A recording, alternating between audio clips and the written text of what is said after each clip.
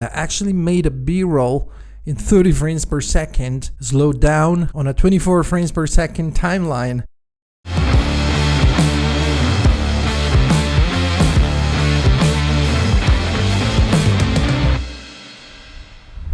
What's up guys, Dan Frulani here. Welcome back to a new video. If you're new to this channel, consider subscribing. If not, just hit the like button. What am I gonna talk about today? If you already know my channel, you should know that I've been using a Canon M50 and a Canon 90D, mostly with EF and EFS lenses.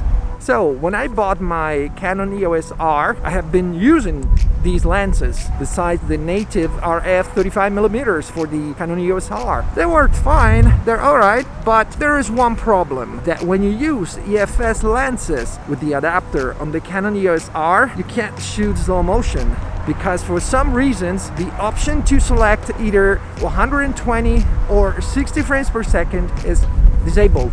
I don't know why. I was looking for a way around this and fix this issue, because it's a shame, because this, for example, the 10 to 18mm is a pretty good lens and I want to use it. Just it's a little bit limiting when I carry nothing but this lens and I want to shoot a B-roll in slow motion. I could either bring another lens, like either the native RF 35mm 1.8, or use the nifty 50, the Canon 50mm f1.8. But what if I want to shoot wide and I don't want to spend $3,000 on the RF 15 to 35mm? Not yet. In this video, I'm trying to get some kind of slow motion with EFS lenses. In the specific, with this 10 to 18mm. Well, I'm gonna show you first and then I'll tell you how I did it. Let's watch it.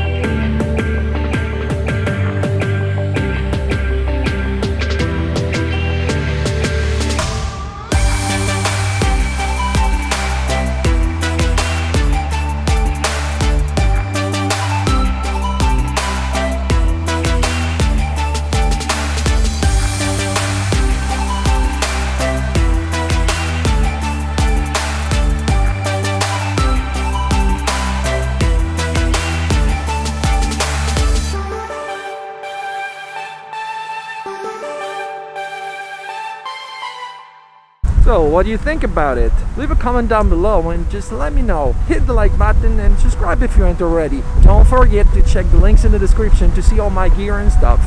Okay, now I'm going back upstairs and I'm gonna tell you how I did it.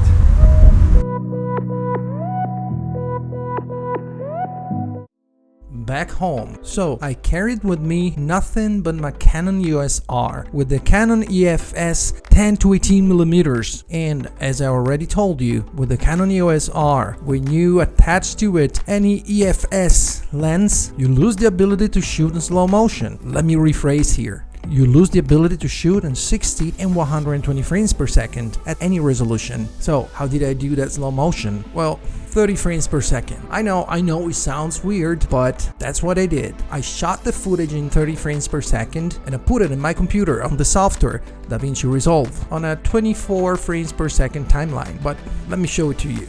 So I put the clips in DaVinci Resolve on a 24 frames per second timeline. Then I selected the clips. I remind you, they were shot in 30 frames per second. I right-clicked, I selected change clip speed. I click on ripple sequence, pitch correction, just in case I would need the audio. And then where it says speed and it's 100%, I wrote 25% and clicked change. Then I clicked on inspector, I scrolled down to retime and scaling. I clicked on retime process and selected optical flow, and that's basically about it.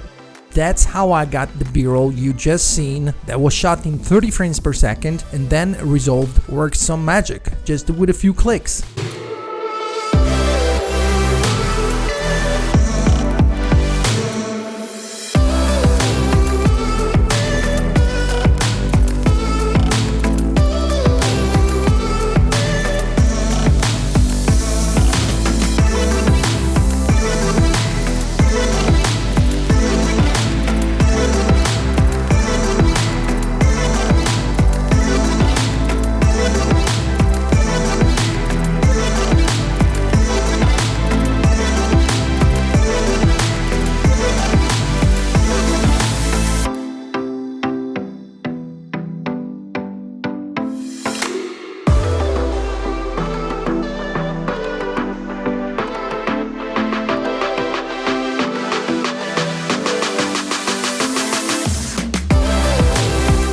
course, it's not a perfect slow motion. There are quite a few issues, but let's say I worked my way through it, and in the end I was able to put together the B-roll you've seen.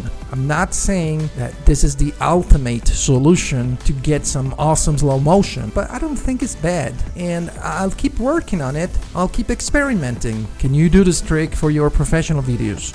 I don't think so. I think it's good for a YouTube video or a family video, but nothing more than that. It's not perfect, come on. But still, it's a practical solution, does the job. To me, it's mind-blowing that for a person such as I, who loves 120 frames per second, and sometimes I'm not really happy with 60 frames per second when it comes to slow motion, it's just amazing that I actually made a B-roll in 30 frames per second, slowed down on a 24 frames per second timeline. Well, let me know if you try and leave a comment down below. And if you enjoyed this video, hit the like button and subscribe if you aren't already. And I will see you guys in the next video.